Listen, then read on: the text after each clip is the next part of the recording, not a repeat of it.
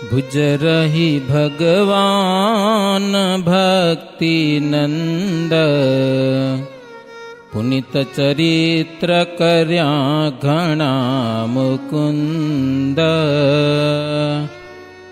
વર્ણન કરતા ન પાર આવે, શિવસુત લેખક વ્યાસ જો લખાવે. શિવસુત લેખક વ્યાસ જો લખાવે. સ્વામિનારાયણો નીલકંઠો, નારાયણો હરિ. હરિ કૃષ્ણશ્ચ સહજા, નંદઃ કૃષ્ણોસ્તુ મે હૃદિ. ઓમ શ્રી હરિ કૃષ્ણાય નમો નમઃ. ઓમ શ્રી ઘનશ્યામાય નમો નમઃ. ઓમ શ્રી સ્વામિનારાયણાય નમો નમઃ. સ્વામિનારાયણ હરે. હરિહતા હાથ રોલીએ, અને ત્યાં જ હતા સહુ સંત. ત્યાં જે લીલા કરી, કહું તે સુણો નૃપ ગુણવંત. પછી શ્રી હરિ એક દહાડે, જમવા ગયા 12 મુવાડે. જતા માર્ગે વનમાં વિચરતા, એક સાધુ દીઠા તપ કરતા. અન્ન જળ 3 દિવસ તજેલું, અતિશે તપ તીવ્ર સજેલું. સાદ શ્રી હરિનો સુણ્યો જ્યારે, ધ્યાનમાંથી જાગ્યા તે હવારે. બધાને જય સ્વામિનારાયણ. શ્રીજી મહારાજે ત્યાગ વૈરાગ્યની બહુ વાતો કરીને એક સાધુને બહુ વૈરાગ ચડી ગયો, સમજે ને. તે જંગલમાં જઈને બેહી ગયા, ખાવા પીવાનું મૂકી અને ધ્યાનમાં. 3 દિવસ થઈ ગયા ત્યાં તપસ્યા કરે છે, નહીં ખાવું નહીં પીવું કાંઈ નહીં. વૈરાગ ઓવર થઈ ગયો થોડો, સમજ્યા, ઓવર. મહારાજ બહુ વાતો કરીને ચડી ગયું મેં. શ્રીજી મહારાજ હાથરોલી હતા, એ સંતો બધા ત્યાં હતા.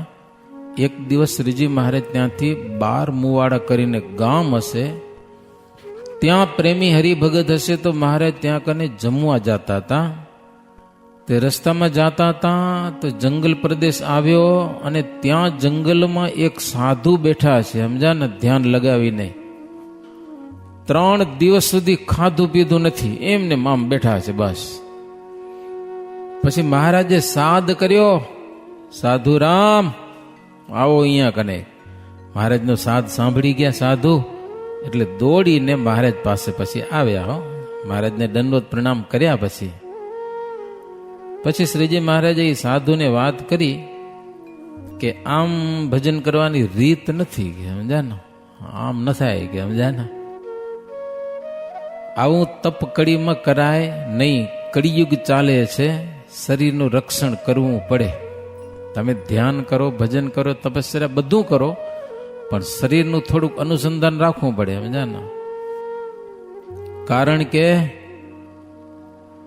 મનુષ્યનો દેહ અમૂલ્ય જેહ, ભક્તિ કર્યામાં ઉપયોગી તેહ. તે દેહનું રક્ષણ નિત્ય કીજે, તપે કરીને નહીં ત્યાગી દીજે.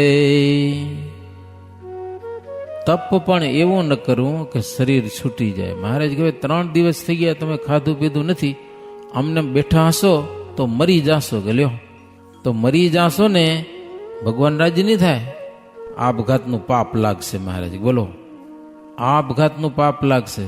ભલે ધ્યાન ભજનમાં બેહી ગયા હો, આત્મઘાતી કહેવાય. મહારાજ કે એમ ભગવાન રાજી ન થાય, ઉલટાના ભગવાન નારાજ થાય. તપસ્યા કરવાના યુગો છે, અલગ અલગ યુગ પ્રમાણે બધું થાય, સમજા કે નહીં. જો સતયુગ હતો ત્યાં તો હાડ સમા પ્રાણ હોય, સમજા ને. 12 મહિના બેઠા હોય તો એનું પ્રાણ જાય નહીં. હાડકા હોય ને ત્યાં સુધી જીવ પડ્યો હોય, પછી ખાવા માંડે પછી હરખું થઈ જાય. કળિયુગમાં એમ ના હાલે, એમ મરી જાય, કાઢી જાય. 1-2 મહિના કાઢવાવાળા કાઢી જાય. અમે 2006માં લગભગ ઇંગ્લેન્ડમાં હતા, લંડનમાં.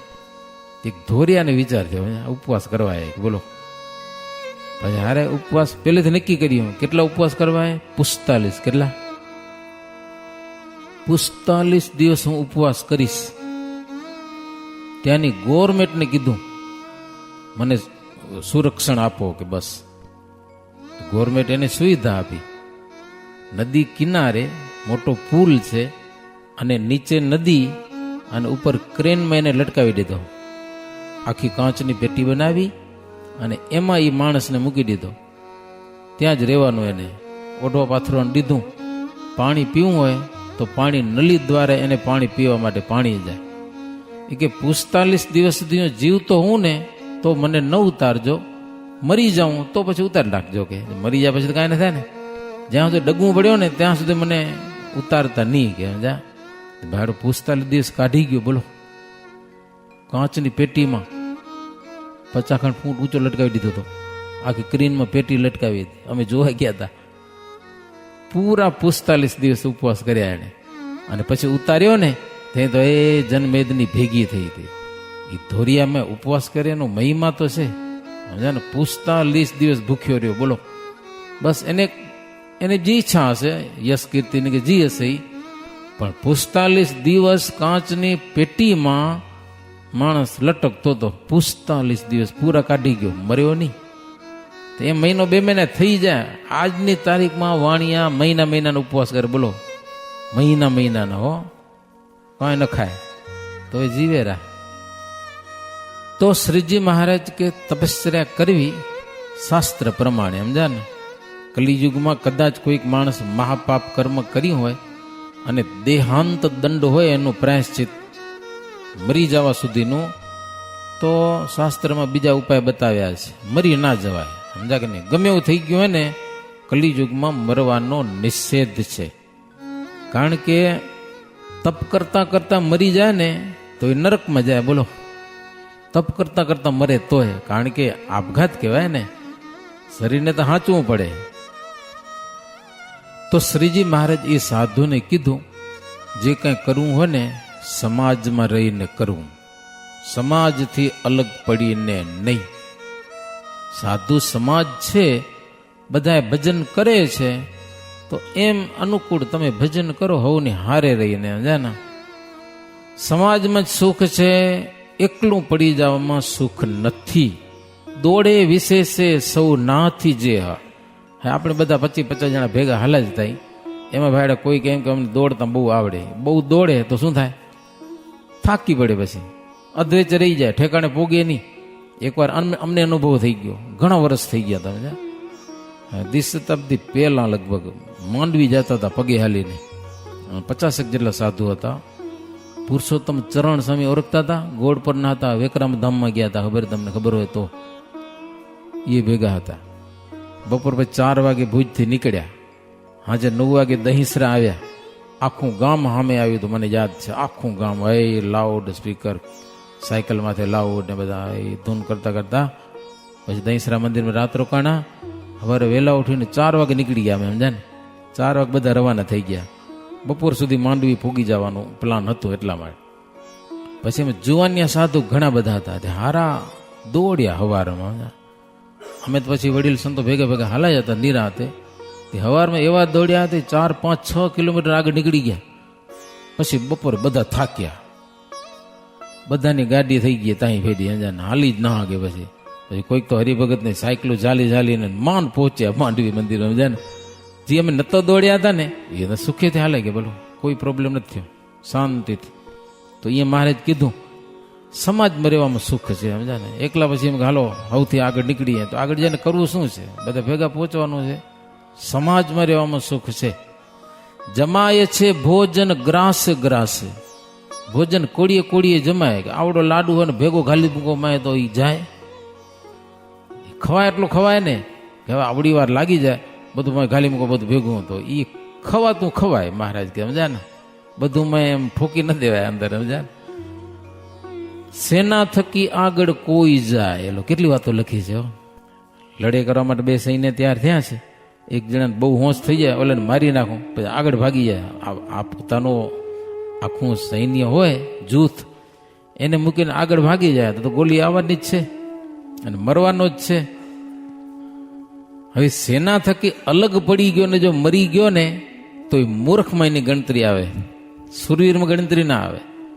પણ ભેગો ભેગો લડવાઈ જતો હોય, જેમ એના અફસર હોય એની આજ્ઞા પ્રમાણે, અને કદાચ ગોલી વાગી તો એની સુરવીરમાં ગણતરી આવે. બોલો ભેગો છે એટલે અલગ પડી ગયો એની કાંઈ કિંમત નહીં. પછી જો સંત ઈચ્છો અમને રીઝાવા, સમાજથી ભિન્ન થશો ન આવા. મહારાજ સાધુને કે અમને રાજી કરવા હોય ને એ બધા સંતોની જોડે રહી અને ધ્યાન ભજન તપ જે થાય કરો. અને જો પોતાના મનને રાજી કરવું હોય તો ગમે એટલું તપ કરો, જંગલમાં જઈને બેહી જાઓ. મહારાજ કે મનને રાજી કરવા જવું છે, અમને રાજી કરવા હોય તો હવની હારે રહીને કરો. વર્ણી કહે સાંભળ હે નરેશ, સમાજમાં છે સુખ તો વિશેષ. સત્સંગ ઈચ્છે સનકાદિ જેવા, સદા કરે સંત તણી જ સેવા. અચિંત્યાનંદ બ્રહ્મચારી કહે છે ભયસિંહ, મહારાજ એવી સરસ વાત કરી કે સમાજમાં સુખ છે.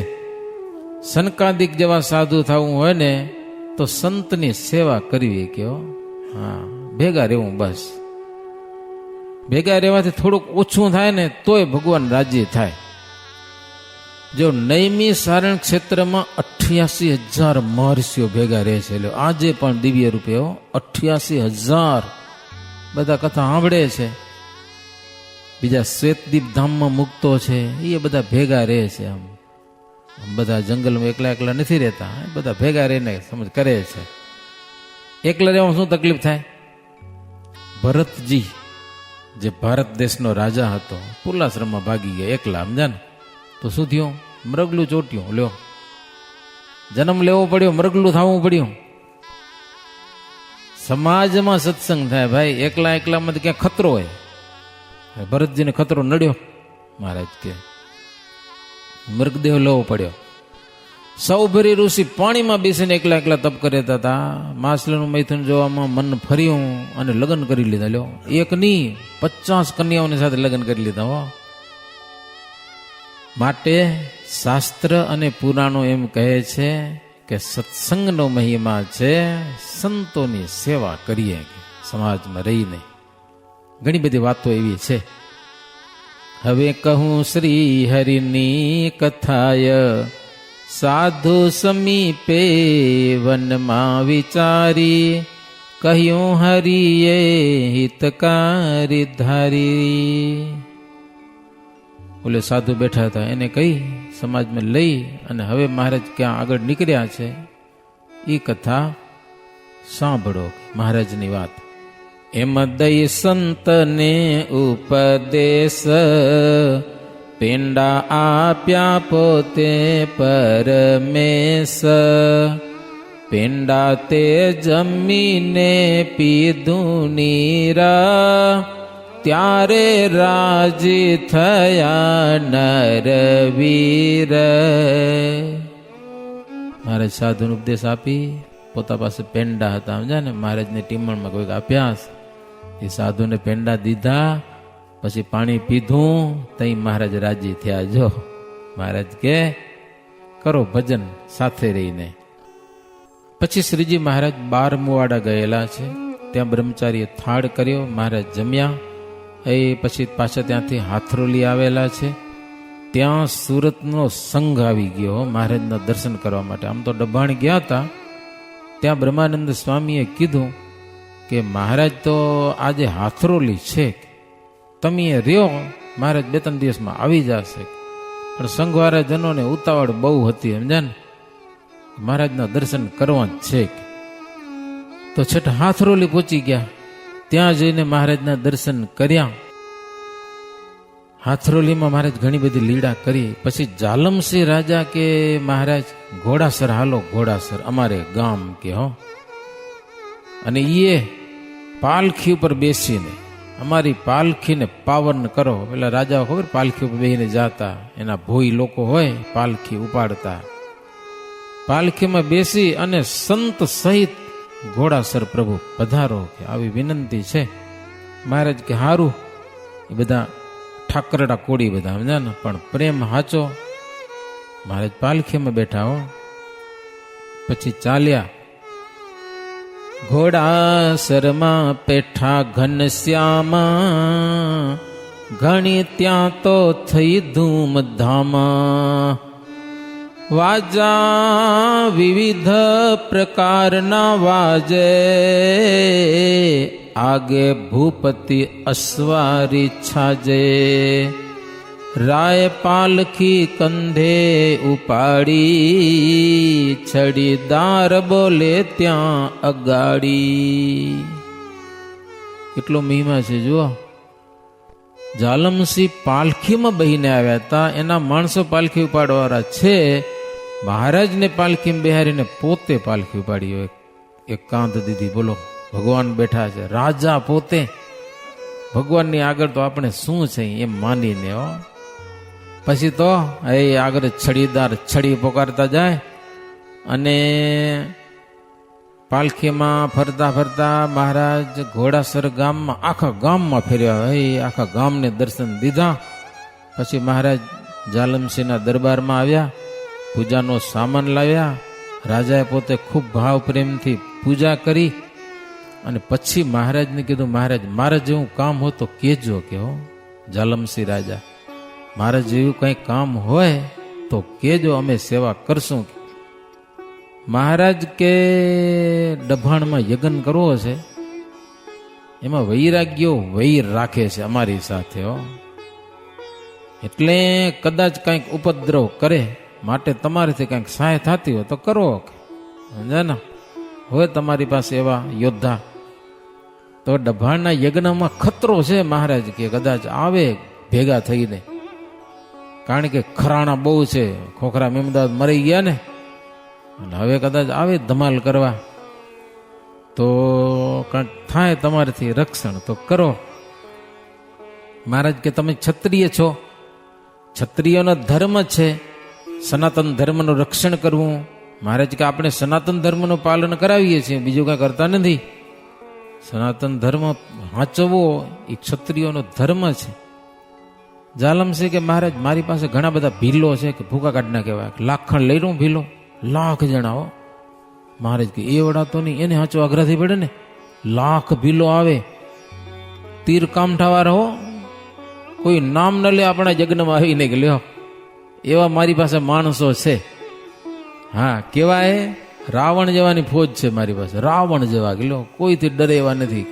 મહારાજ કે એ વડા બધાનું તો કામ નથી, 1,00,000 જણા મજા ને. એમ થોડાક અમે પણ ભેગા કર્યા છે. મહારાજ કે મજા. જો ધમડકા, કચ્છ ધમડકાના રાયધણજી એ બહુ સુરવીર છે હો. એ આવ્યા છે હવે ઘોડેસવાર થઈને, કચ્છ દેશમાં વરસનારા અને યુદ્ધની કડા જાણનારા.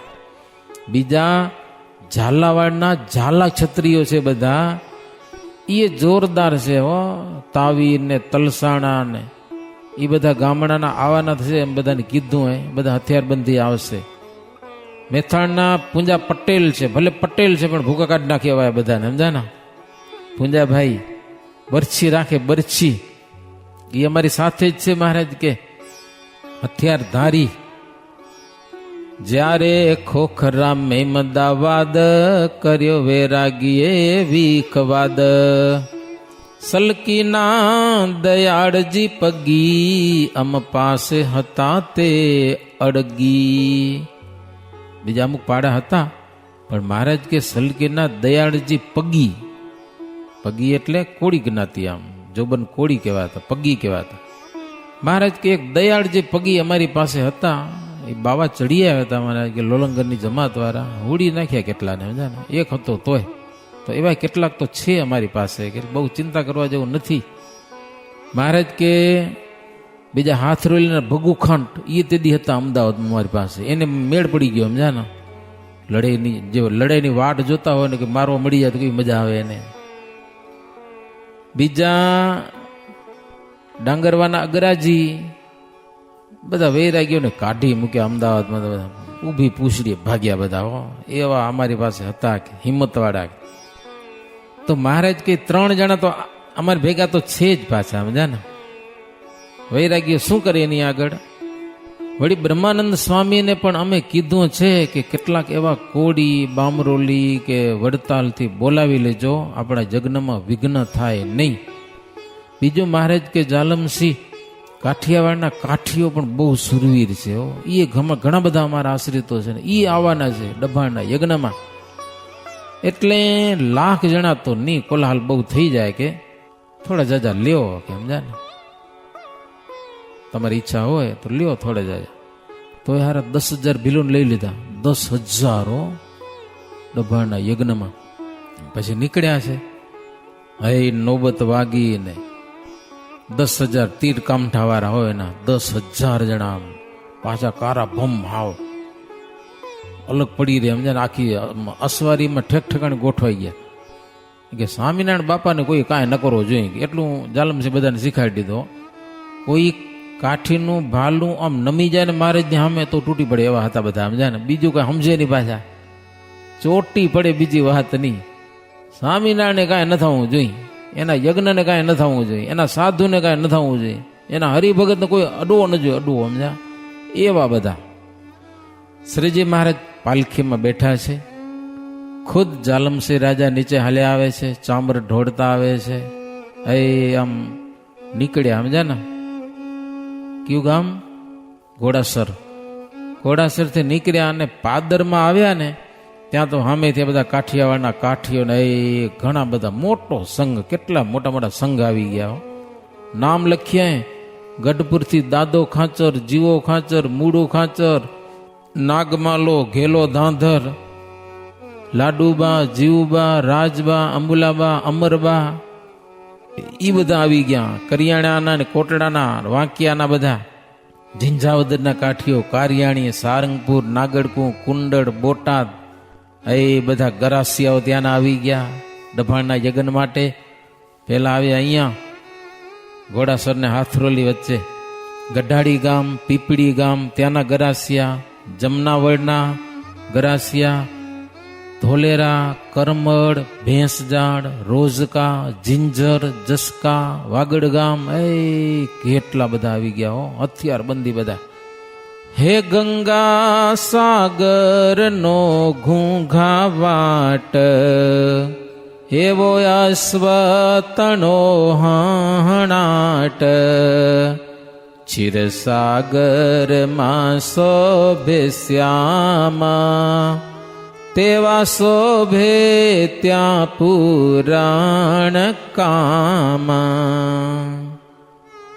ગંગા સાગરમાં, ગંગા એટલે નદી, જેમ સાગરમાં મળે ને એમ એ આ બધા મહારાજ સામે આવ્યા. આમ જબરજસ્ત બધા મોટો સંઘ, બધા સુરવીર, બધા એમ સ્વારીમાં શોભે એવા.